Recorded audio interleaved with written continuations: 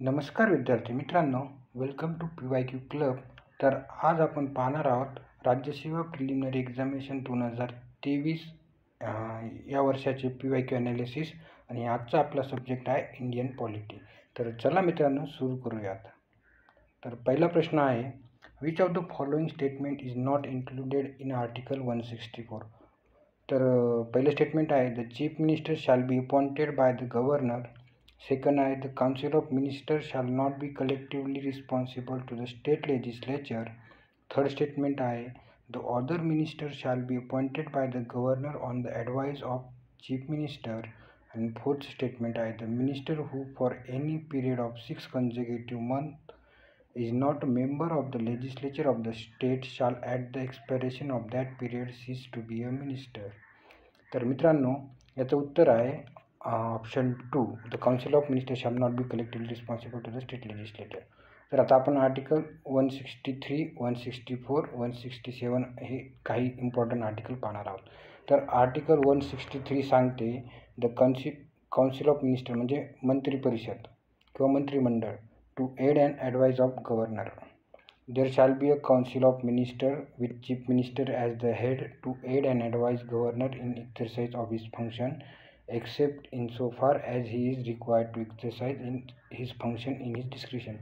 म्हणजे जेव्हा गव्हर्नरला त्याचं डिस्क्रिशन वापरायचं आहे तेव्हा सोडून बाकीच्या सर्व मॅटरमध्ये there shall be council of minister with chief minister as head to advise governor.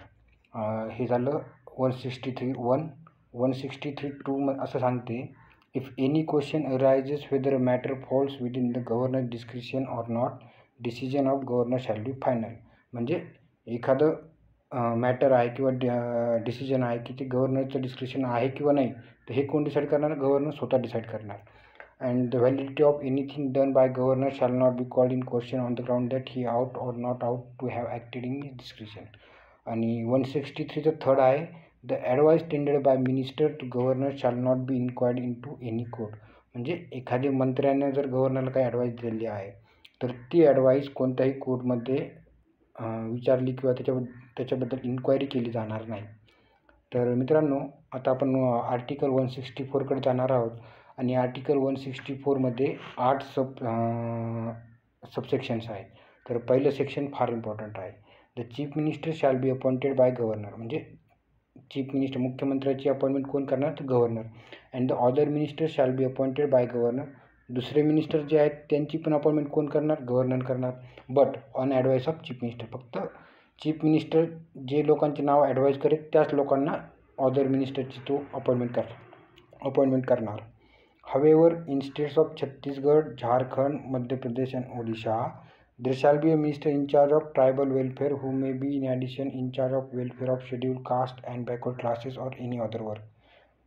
म्हणजे हे असे जे 4 स्टेट्समध्ये ट्रायबल पॉप्युलेशन भरपूर आहे म्हणून तिथं एक ट्रायबल वेलफेअर मिनिस्टर बी असावा असं तरतूद केलेली आहे. कशामध्ये आहे? 164(1) आहे. आता 164(2) article, the total number of ministers including chief minister in the council of minister in a state shall not exceed 15% of total strength of legislative assembly of that state. म्हणजे मॅक्झिमम स्ट्रेंथ किती असेल कोणाची? Council of मिनिस्टरची including chief minister तर ती आहे 15% of legislative असेंब्लीची जी टोटल स्ट्रेंथ असेल तेवढी. आणि but the number of ministers including chief minister in a state shall not be less than 12. This provision was added by the 91st amendment act of 2003. म्हणजे हे जे प्रोव्हिजन आहे 91st amendment act 2003 add केलेलं आहे. आता 164 third आहे, a member of either house of state legislature belonging to any political party who is disqualified on the ground of defection shall not be disqualified shall also be also be disqualified to be appointed as a minister. म्हणजे एखादा MLA आहे, आमदार आहे, जर त्याला anti defection लॉमध्ये disqualify केलं असेल तर तो मंत्री म्हणून सुद्धा डिस्क्वालिफाय होणार. This provision was also added by 91st amendment act 2003. The minister shall hold office during the pleasure of governor. The council of minister shall be collectively responsible to the state legislative assembly. हे लक्षात ठेवा. 164मध्ये 5th आहे, the council of minister shall be collectively responsible to the state legislative assembly. म्हणजे मंत्रिमंडळ हे राज्य आपलं विधानसभेला जबाबदार असणार आहे. The governor shall administer the oath of office and secretary to minister, म्हणजे मंत्र्यांना शपथ कोण देणार? गव्हर्नर देणार. A minister who is not member of the state legislature for any period of 6 consecutive months shall cease to be a minister, म्हणजे एखादा मंत्री जो की स्टेट लेजिस्लेचर म्हणजे विधान परिषद किंवा विधानमंडळाचा सदस्य नसेल 6 मंथ कंटिन्युअसली 6 मंथसाठी, तर तो मिनिस्टर म्हणून सुद्धा सीज होईल म्हणजे बंद होईल. The salaries and allowance of minister shall be determined by the state legislature, म्हणजे मिनिस्टर जे आहेत त्यांची सॅलरीज आणि अलाउन्सेस कोण डिटरमाइन करेल? State legislature. तर आता आपण 166 conduct of business of government of state. All executive action of government of state shall be express to be taken in name of governor, म्हणजे राज्य सरकारचं सर्व ऑफिशियल बिझनेस आहे तो गव्हर्नर म्हणजे राज्यपालाच्या नावाने होणार. Orders and other instruments made and executed in the name of governor shall B authenticated in such manner as may be specified in rules made by the governor. हे काही आता important नाही आहे, तर तुम्ही वाचून घेऊ शकता हे दोन. आता आपण 163 पाहूया. Duties of chief minister. It shall be duty of chief minister of each state to communicate to the governor of the state all decisions of the council of ministers relating to administration of the affairs to state and proposal for legislation, म्हणजे मुख्यमंत्र्यांची जबाबदारी असणार आहे की मंत्रिमंडळाने जे काही निर्णय घेतलेले आहेत ते आणि एखादं कायदा बनवण्यासाठी काही जर प्रपोजल असेल तर ते हे दोन्ही राज्यपालाला कम्युनिकेट करायचं. नंतर सेकंड आहे to furnish such information relating to the administration of the affairs of the state and proposal for the legislation as the governor may call for, म्हणजे गव्हर्नरनं काही अशी माहिती मागितली तर ती माहितीसुद्धा पुरवण्याचं काम चीफ मिनिस्टरचं आहे. If the governor so requires to submit for consideration of the council of ministers any matter on which a decision has been taken by minister but which has not been considered by the council. तर मित्रांनो एक लक्षात ठेवा, जो राज्यपाल म्हणजे governor आहे त्याच्यावरती काउन्सिल ऑफ मिनिस्टर म्हणजे मंत्रिमंडळाची ॲडवाईस बाइंडिंग आहे, पण एका सेपरेट मिनिस्टरची ॲडवाईस बाइंडिंग नाही आहे एक्सेप्ट चीफ मिनिस्टर. तर एखाद्या मिनिस्टरनं समजा आपला फॉरेस्ट मिनिस्टर आहे तर त्याने काही ॲडवाईस दिली गव्हर्नरला, पण मग गव्हर्नर काय करेल की ती ॲडवाईस वापस मंत्रिमंडळात म्हणजे काउन्सिलकडे पाठवेल आणि मग काउन्सिल जो काही निर्णय घेऊन ती ॲडवाईस परत करेल त्याच्यावरती तो निर्णय देईल. तर आता आपण पुढच्या प्रश्नाकडे जाऊयात. Question 72. Indian citizenship of a person can be terminated if a आहे a person voluntary acquire the citizenship of other country. B आहे a person who has become a citizen through registration is sentenced to imprisonment for 18 months within 5 years of his registration. आणि third आहे the government of India is satisfied that the citizenship was obtain by fraud. आणि D आहे a person has shown disloyalty to the constitution of India. तर मित्रांनो AC आणि ACD हे statement बरोबर आहे आणि स्टेटमेंट बी हे रॉंग आहे, म्हणून याचं उत्तर ऑप्शन 2 ACD येते. तर आता आपण पाहूयात. बघा, loss of citizenship. The citizenship act 1985 प्रिस्क्राईब्स 3 ways of losing citizenship, म्हणजे सिटिझनशिप गमवायचे 3 मेथड आहेत. कोणकोणते आहेत? तर रिनन्सिएशन, टर्मिनेशन अँड डिप्रिवेशन. तर पहिलं पाहूयात by renunciation. Any citizen of India full age and capacity can make a declaration renouncing his Indian citizenship. Upon the registration of that declaration that person ceases to be a citizen of India, म्हणजे समजा मला citizenship सोडून द्यायची तर मी भारत सरकारच्या नावानं एक पत्र लिहिणार आणि सांगणार की मला सिटिझनशिप सोडून द्यायची आहे. बस जेव्हा हे पत्र रजिस्टर केलं जाईल तेव्हा मी भारताचा नागरिक राहणार नाही. However, if such declaration is made during a war in which India is engaged, its registration shall be withheld by the central government. Further, when a person renounces his Indian citizenship, every minor child of that person also loses Indian citizenship. However, when such a child attains the age of 18, he may resume Indian citizenship. हे सोपं आहे. तर by termination. When an Indian citizenship voluntarily म्हणजे consciously, knowingly and without duress, undue influence or compulsion acquires the citizenship of another country, his Indian citizenship automatically terminates. तर हा शब्द फार important आहे, ॲटोमॅटिकली. म्हणजे भारताच्या एखाद्या नागरिकानं अमेरिका म्हणा किंवा दुसऱ्या कोणत्याही देशाची सिटिझनशिप स्वीकारली तर त्याची भारताची जी सिटिझनशिप आहे ती ॲटोमॅटिकली टर्मिनेट होते. This provision however does not apply during war. By deprivation. It is compulsory termination of Indian citizenship by central government, म्हणजे सेंट्रल गव्हर्नमेंट कधी कधी डिप्लॉय करू शकते तुम्हाला इंडियन सिटीजनशिप. तर citizen has obtain the citizenship by fraud, म्हणजे fraud केला असेल तर. The citizen has shown disloyalty to the constitution of India. The citizen has unlawfully traded or communicated with enemy during war. The citizen has within 5 years after registration or naturalization been imprisoned in any country for 2 years. इथं 2 years आहे आणि क्वेश्चनमध्ये जो विचार होतं ते 18 month होतं, म्हणून ते स्टेटमेंट चुकीचं होतं. The citizen has been ordinary resident out of India for 7 years continuously, म्हणजे जर तो 7 वर्षासाठी कंटिन्युअसली जर भारताच्या बाहेर राहत असेल तरी सुद्धा त्याची सिटीजनशिप डिप्लॉय केली जाऊ शकते. तर आता आपण पुढच्या प्रश्नाकडे जाऊयात. Which of the following is are correct pair with regard to acceptance in Indian constitution, म्हणजे एका कॉलममध्ये कंट्रीज दिलेले आहेत आणि दुसऱ्या कॉलममध्ये प्रोव्हिजन्स दिलेले आहेत आणि विचारले आहे की कोणकोणते पेअर बरोबर आहेत. तर मित्रांनो याचं उत्तर 4 ABCD सर्वच बरोबर आहेत. तर आता आपण पाहूयात अमेरिकामधून पोस्ट ऑफ व्हाईस प्रेसिडेंट घेतलेली आहे, म्हणजे अमेरिकेमध्ये पण एक व्हाईस प्रेसिडेंटची पोस्ट आहे.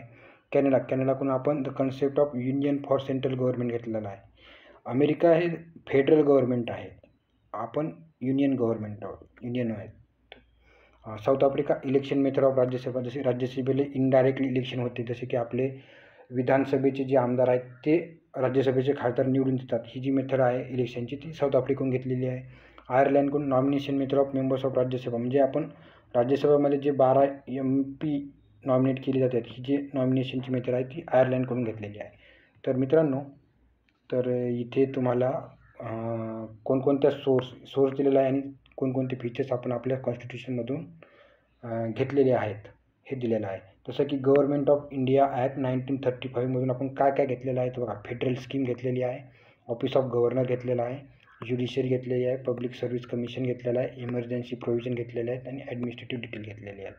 तर ब्रिटिश कॉन्स्टिट्यूशनकडून आपण काय घेतलेलं आहे, एक तर parliamentary government, rule of law घेतलेला आहे, हे लक्षात ठेवा, rule of law.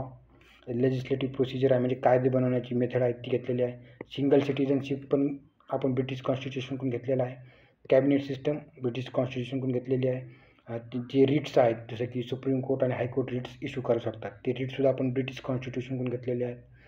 Parliamentary privileges आणि बायकॅमरलिझम म्हणजे द्विसभागृह, 2 सभागृह असतात ना, लोकसभा राज्यसभा, हे सुद्धा आपण ब्रिटिश कॉन्स्टिट्यूशनकडून घेतलेलं आहे. US कॉन्स्टिट्यूशनकडून काय घेतलं तर fundamental right, independence of judiciary, judicial review, impeachment of president, removal of supreme court and high court जजेस and post of vice president. हे बघा, पोस्ट ऑफ व्हाईस प्रेसिडेंट जे की क्वेश्चनमध्ये विचारलं होतं. तर आयरिश कॉन्स्टिट्यूशनकडून काय घेतलं तिथं directive principle of state policy, DPSP याला आपण म्हणतो, हे आयरिश कॉन्स्टिट्यूशनकडून घेतलेलं आहे. Nomination of members to Rajya Sabha and method of election of president, 2 लक्षात ठेवायचे, एक nomination of members of Rajya Sabha आणि एक method of election of president, ही आयरिश कॉन्स्टिट्यूशनमधून घेतलेली आहे. आता कॅनडेचं कॉन्स्टिट्यूशनमधून काय घेतलेलं आहे ते बघा, federation with strong centre, vesting of residuary powers in the centre. आपल्याकडे एक शेड्यूल आहे, शेड्यूल 7मध्ये 3 लिस्ट आहेत, युनियन लिस्ट, स्टेट लिस्ट आणि कॉन्करंट लिस्ट. आणि या 3 लिस्टच्या बाहेर जे काही सब्जेक्ट मॅटर आहे त्याला आपण रेसिड्युअरी सब्जेक्ट म्हणतो आणि ते पॉवर सेंटरकडे दिलेले आहेत, म्हणजे सेंट्रल गव्हर्नमेंटकडे. Appointment of state governance by the centre, हे पण आपण कॅनडा कॉन्स्टिट्यूशनकडून घेतलेलं आहे. Advisory jurisdiction of supreme court, हे सुद्धा कॅनडियन कॉन्स्टिट्यूशनकडून घेतलेलं आहे. आता आपण ऑस्ट्रेलियन कॉन्स्टिट्यूशनमधून काय काय घेतलं आहे ते बघा. कॉन्करंट लिस्ट, शेड्यूल 7मधली जी कॉन्करंट लिस्ट आहे ती आपण ऑस्ट्रेलियन कॉन्स्टिट्यूशनमधून घेतली आहे. Freedom of trade, commerce and intercourse and joint sitting of 2 houses of parliament. तर हे शेवटचं आहे ते फार इम्पॉर्टंट आहे, joint sitting of 2 houses of parliament आणि also freedom of trade, commerce and intercourse पण इम्पॉर्टंट आहे. वीमर कॉन्स्टिट्यूशन ऑफ जर्मनी, म्हणजे जर्मनीच्या कॉन्स्टिट्यूशनकडून आपण काय घेतलेलं आहे तर suspension of fundamental right during emergency. एक लक्षात ठेवा, फंडामेंटल राईट हे आपण अमेरिकन कॉन्स्टिट्यूशनकडून घेतले आहेत, पण त्याचं suspension in case of emergency हे आपण जर्मनीच्या कॉन्स्टिट्यूशनमधून घेतलेलं आहे. सोव्हिएत कॉन्स्टिट्यूशन किंवा रशियाच्या कॉन्स्टिट्यूशनमधून काय घेतलं तर fundamental duties, ideals of justice, social, economic and political in preamble, हे 2 गोष्टी आपण रशियन कॉन्स्टिट्यूशनकडून घेतलेल्या आहेत. फ्रेंच कॉन्स्टिट्यूशनकडून काय घेतलं तर republic and the ideals of liberty, equality and fraternity. South African कॉन्स्टिट्यूशनकडून काय घेतलं तर बघा, procedure for amendment of constitution, हे आर्टिकल 368मध्ये येते. आणि election of members of Rajya Sabha. Japanese constitution एकच गोष्ट घेतली आहे, प्रोसिजर इस्टॅब्लिश्ड बाय लॉ, म्हणजे कायद्याचं राज्य जे आहे ते कायद्यानं घालून दिलेलं पद्धत असं आपण त्याला मराठीमध्ये म्हणू शकतो. तर पुढचा प्रश्न आहे, which of the following is are the main objective of committee of parliament on official language. तर मित्रांनो, एक पार्लमेंटची कमिटी आहे ऑफिशियल लँग्वेजवरती. तर तिची काय ऑब्जेक्टिव्ह आहे हे आपल्याला क्वेश्चनमध्ये विचारलेलं आहे. तर to review the progress made in use of Hindi for official purposes of the union and to make recommendation to increase the use of Hindi. B आहे, looking into the linguistic demands for new states and make suggestions in that regard. C आहे, identify the endangered language and make recommendation to protect and preserve them. आणि D आहे, examine the vernacular education and make recommendations for effective implementation of 3 language formula. तर मित्रांनो, इथं फक्त ए statement बरोबर आहे. तर आता इथं पाहू शकता तुम्ही, बघा, the parliamentary committee of official language was setup in 1976 under section 4 of official language act 1963. म्हणजे ऑफिशियल लँग्वेज ॲक्ट 1963नं असं प्रावधान होतं की parliamentary committee on official language setup करा.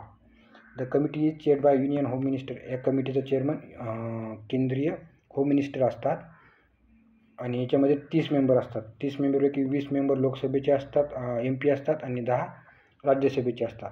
आता द पर्पज म्हणजे याचं ऑब्जेक्टिव्ह काय दिले, तर ते आहे to review the progress made in the use of Hindi for official purposes and to make recommendation to increase the use of Hindi in official communication. हे दोन याचे पर्पज आहेत किंवा ऑब्जेक्टिव्ह आहेत असे तुम्ही म्हणू शकता. Under the provisions of 1963 act, the panel submits its report to president, who shall then cause the report to be laid before each house of parliament and sent to all state governments. तर अशा पद्धतीने आपण हा question पाहिलेला आहे. तर मित्रांनो, हा क्वेश्चन थोडा चुकीचा होता म्हणून हॅश झालेला आहे, कारण की इथे 1/5 असं काही नाही आहे. जर एक सांगतो बघा, जिल्हा परिषदचा जो प्रेसिडेंट आहे, प्रेसिडेंट म्हणा किंवा चेअरमॅन म्हणा, त्याला रिमूव्ह करायचं असेल तर 2 केस आहेत. एक आहे 2/3 आणि एक आहे 3/4. जसं की आपण मुख्यमंत्र्याच्या विरोधात नो कॉन्फिडन्स मोशन आणतो, तसंच जिल्हा परिषदच्या प्रेसिडेंटच्या विरोधात सुद्धा नो कॉन्फिडन्स मोशन आणता येतो. पण तो पास व्हायचा असेल तर 2/3 लोकांना त्याच्या बाजूने मत दिलं पाहिजे. पण जर प्रेसिडेंट महिला असेल तर 3/4 च्या मेजॉरिटीने ते मोशन पास झालं पाहिजे. आणि Sudhakarrao Naik cabinet took decision to give ministerial status to the president of Zilla Parishad, हे एक बरोबर आहे. आणि ते असा काही ऑप्शनच नाही आहे की फक्त बी ओनली ट्रू, म्हणून हा क्वेश्चन डिलीट करावा लागला होता. तर आता आपण पुढच्या प्रश्नाकडे जाऊयात. Which of the following is are non constitutional bodies. Niti Aayog, state finance commission, national commission for backward classes, central information commission. तर मित्रांनो, 1 आणि 4 हे नॉन कॉन्स्टिट्युशनल बॉडी आहेत. तर मित्रांनो, 3 टाईपच्या बॉडी असतात. एक असते कॉन्स्टिट्युशनल बॉडी आणि नॉन कॉन्स्टिट्युशनल बॉडी. आणि नॉन कॉन्स्टिट्युशनल बॉडीमध्ये 2 टाईप असतात. एक असते स्टॅच्युटरी बॉडी आणि नॉन स्टॅच्युटरी बॉडी. तर बघा, आता कॉन्स्टिट्युशनल बॉडीज कोणकोणत्या आहेत. इलेक्शन कमिशन आहे, इलेक्शन कमिशनचे आर्टिकल आहे 324. UPSC आहे, SPSC आहे, म्हणजे union public service commission, state public service commission. तर हे आर्टिकल 315 येते. फायनान्स कमिशन 280 येते. National commission for schedule caste, schedule tribes, special officer for linguistic minority हे येते 350B. Controller and auditor general of India हे 148 येते. Advocate general of state, attorney general of India हे 76 येते आणि हे 165 येते बहुतेक. चेक करा, ॲडव्होकेट जनरलसाठी 165 ऐकतं. आणि GST काउन्सिल 279 येते. आणि national commission for backward classes हे की 102nd कॉन्स्टिट्युशनल अमेंडमेंट ॲक्टनं ॲड केलेलं आहे. तर एक कॉन्स्टिट्युशनल बॉडीज आहेत. आता नॉन कॉन्स्टिट्युशनल बॉडीमध्ये प्लॅनिंग कमिशन, जे की आत्ताचा नीती आयोग आहे, national development council, human rights commission, state human rights commission, central information commission, state information commission, central vigilance commission, central bureau of investigation म्हणजे CBI, लोकपाल, लोकायुक्त, हे सर्व नॉन कॉन्स्टिट्युशनल बॉडीज आहेत. तर अशा पद्धतीने आपण कॉन्स्टिट्युशनल बॉडीज आणि नॉन कॉन्स्टिट्युशनल बॉडीज पाहिलेल्या आहेत. तर आता आपण पुढच्या प्रश्नाकडे जाऊयात की provisions of Lokpal and Lokayukta amendment act 2016. तर 2016मध्ये एक अमेंडमेंट ॲक्ट पास केला होता. तर त्याचे काय प्रोव्हिजन्स आहेत ते विचारलेलं आहे. It amended the Lokpal and Lokayukta act 2013. It also amended Section 44 of the 2003 Act that deals with the provision of furnishing details of assets and liabilities of public servants, made it compulsory that all states should set up the office of Lokaयुक्त within 1 year. The amendment has removed the period of 30 days for furnishing details of assets and liabilities of Public Service Commission. तर मित्रांनो, A, B आणि D हे section बरोबर आहेत, statement बरोबर आहेत. आणि जे स्टेटमेंट टी आहे, made it compulsory that all states should setup office of Lokayukta within 1 year, हे 2016 आणि 2013च्या ॲक्टमधलं आहे. म्हणून ऑप्शन 2 हे बरोबर उत्तर येते. तर याचं एक्सप्लेनेशन इथं दिलेलं आहे, तुम्ही वाचून घेऊ शकता. तर आता आपण पुढे जाऊयात. Which of the following is are duties of national commission for backward classes, म्हणजे NCBCचे ड्युटीज काय काय आहेत. To inquire into specific complaints with respect to deprivation of rights and safeguards of socially and educational backward classes. Second आहे to participate and advise on the socio-economic development of the socially and educational backward classes. And third आहे to discharge other functions in relation to the protection, welfare, development and advancement of socially and educational backward classes. तर मित्रांनो, याचं 4 all of the correct. तर हे 4ही त्याचे duties आहेत NCBCच्या. तर बघा, 102nd constitutional amendment act of 2018 provides constitutional status to national commission for backward classes. It has authority to examine complaints and welfare measures regarding socially and educationally backward classes. 2 backward class commissions were appointed in 1950s and 70s. 1950मध्ये काका Kalelkar commission होतं, 1970मध्ये BP मंडल commission होतं.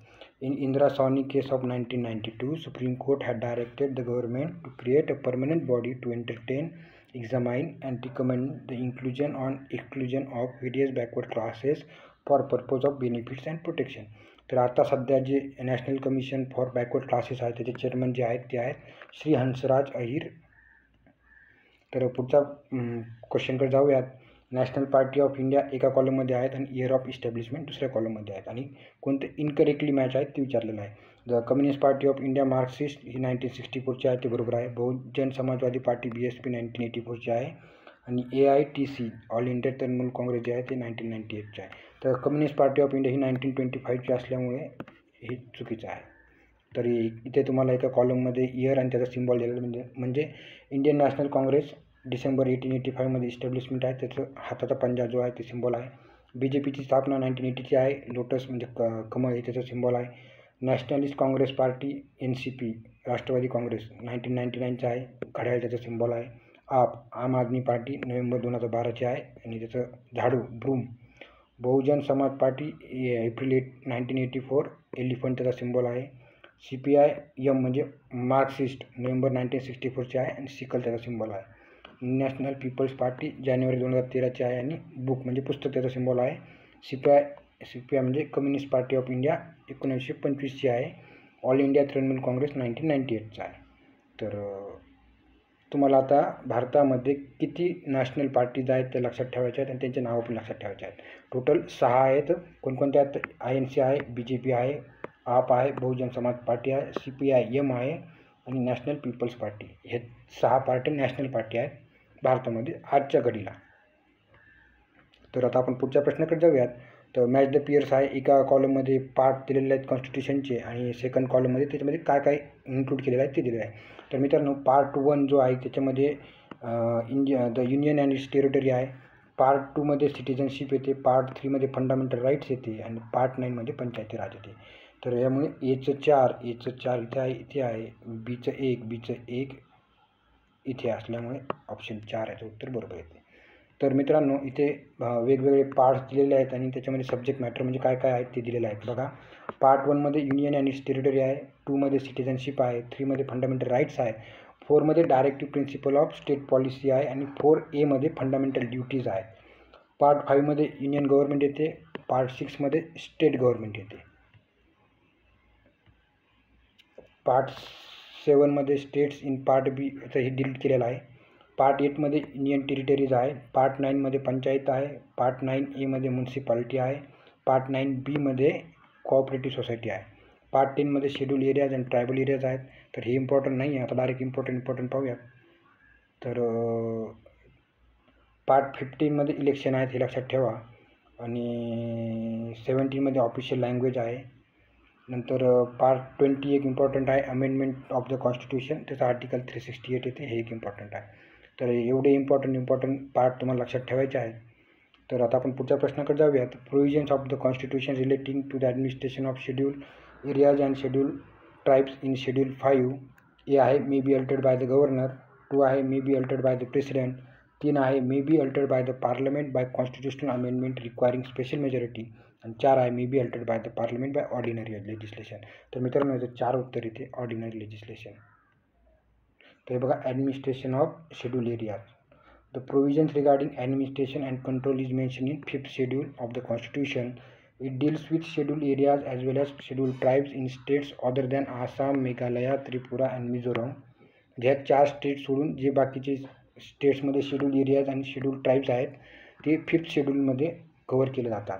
The president of India is empowered to declare any area as a scheduled area. The president can alter, increase or decrease its boundary lines in consultation with the governor of the state. The governor of the state with scheduled area submits a report annually to the president or whenever required by the president regarding the administration of the area.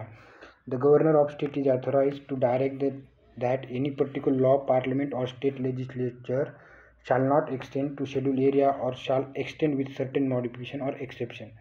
तर मित्रांनो आता आपल्या जे कामाचं आहे ते इथे आहे. Regulations made by governor must be implemented after assent of the president and provisions related to the administration of scheduled areas and tribes can be amended by parliament with ordinary legislation. बघा इथे दिलेलं आहे ordinary legislation.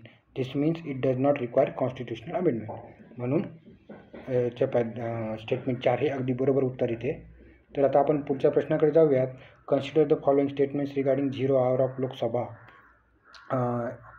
Statement A आहे, the time immediately following the question hour and laying of papers and before any listed business is taken up in the house has come to be known as 0 hour. तर अगदी बरोबर आहे. For raising matters during 0 hour members has to give notice between 8 AM 9:30 every day to the speaker. हे चुकीचं आहे. At present 30 matters per day as per their priority are allowed to be raised during 0 hour. There is no maximum limit on number of matters that can be raised on any given day as there is no provision in rules about 0 hour. तर हे पण बरोबर आहे. म्हणजे ए आणि D 4 याचं उत्तर बरोबर येते. ते बघा आन्सर 4 आहे. तर 0 hour काय आहे बघा, unlike the question hour 0 hour is not mentioned in the rules of procedure. Thus it is an informal device available to the members of parliament to raise matters without any prior notice.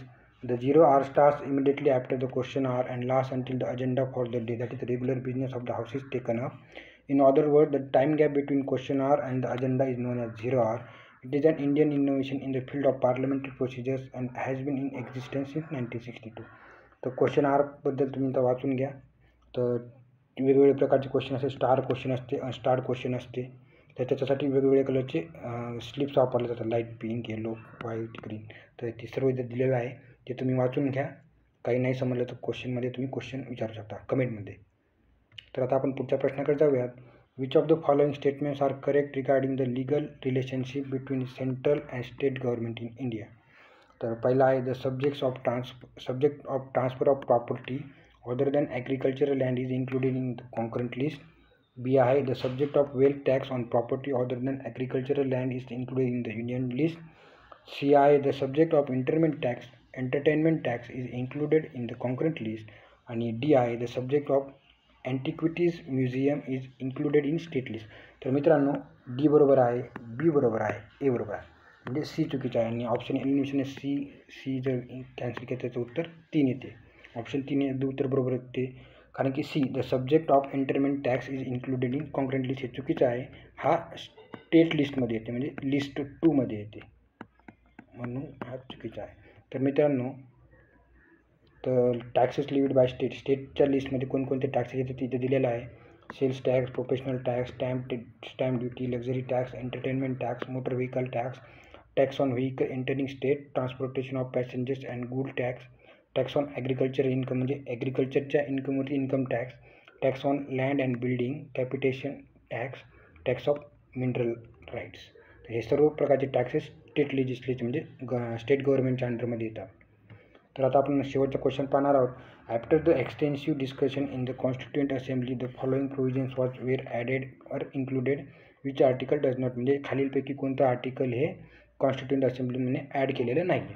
तर पहिला आहे fundamental duties under article 51A, constitutional amendment under article 368, national emergency under article 352, ordnance under article 123.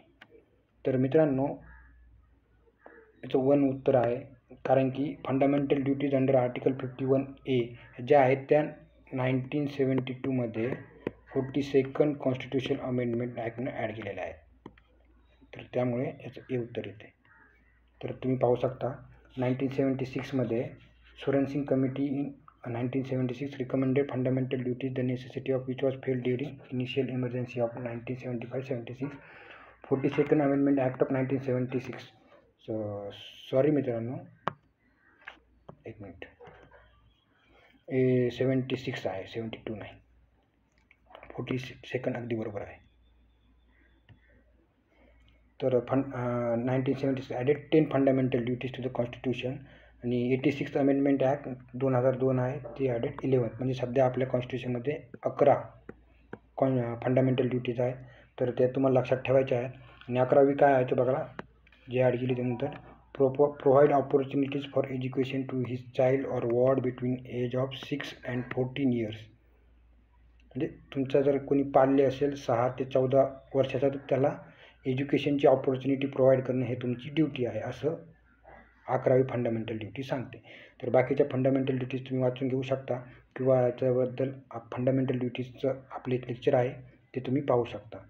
तर अशा पद्धतीने आपण आज 2023 राज्यसेवा प्रिलिम्समध्ये विचारलेले Indian polity या विषयाचे 15 क्वेश्चन पाहिलेले आहेत. तर मित्रांनो या 15 क्वेश्चनपैकी 13 क्वेश्चन हे तुम्ही लक्ष्मीकांत या पुस्तकातून आरामात कव्हर करू शकता. आणि 2 क्वेश्चन जे असतात ते पंचायत राजवरती विचारले जातात. तर तुम्हाला व्हिडिओ आवडला असेल तर सबस्क्राईब, लाईक करा आणि थँक्यू व्हेरी मच.